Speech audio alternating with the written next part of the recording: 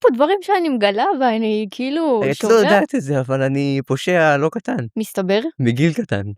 כי אתה מתנסה? כן, אני מתנסה, אין ספק. שוויצר. סלח לי, באיזה גיל זה קרה? על מה את מדברת? על הנשיקה? הנשיקה, איזה? אני מחלק את זה לשתיים, יש את הנשיקה רגילה ויש את הנשיקה מצורפת.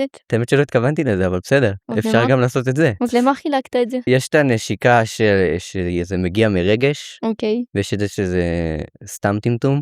אוקיי, אז זה סתם טמטום. זה הגיע הרבה לפני, זה הגיע באזור גיל 12 באמת. וואו, טוב, אבל זה שונה, כי נגיד גם אם אני יכלתי לגדול בצורה שונה, נגיד ולהיות בבית ספר שהוא חילוני, אז הייתי יותר אולי גודלת בצורה אחרת. ואני ממש פחדתי מזה, מאוד דחקו את זה עליי. מה אמרתי? הוא עבר בית ספר איפשהו אחרי כיתה ב' או ג'. עד אז היה איזה 2 או 3, שכל מה שהיינו עושים זה צוחקים בינינו, ובהפסקות בעיקר, שהיינו יוצאים מהכיתה, הוא היה אומר לי לנשק מישהי, ואני הייתי זורם פשוט, והייתי מנשק אותה באוזן או בלחי. באמת? כן. לאותה אחת בדיוק ספציפית? אותה אחת. היא הייתה יפה? לטענתי כן. הייתה בלונדינית. הייתה בלונדינית? הופה. אז תדבר שהדברים האלה מתחילים מגיל מאוד מאוד צעיר. הסברתי כבר קודם, זה יותר דחפו אותי לעשות דברים. איך קוראים לזה? השפעה חברתית? גם את זה דחפו אותך לעשות כן? בעיקרון הכל, כן. את הכל דחפו אותך? גם את מה שמגיע אחרי, כן. הכל. איפה זה קרה? קרה בשירותים.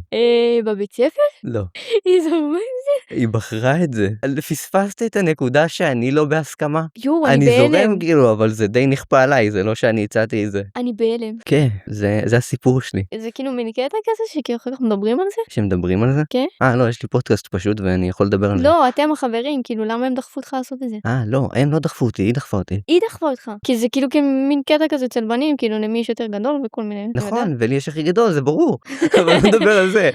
אני אמרתי לך רגע. אני לא חשבתי שנגיע לזה בחיים.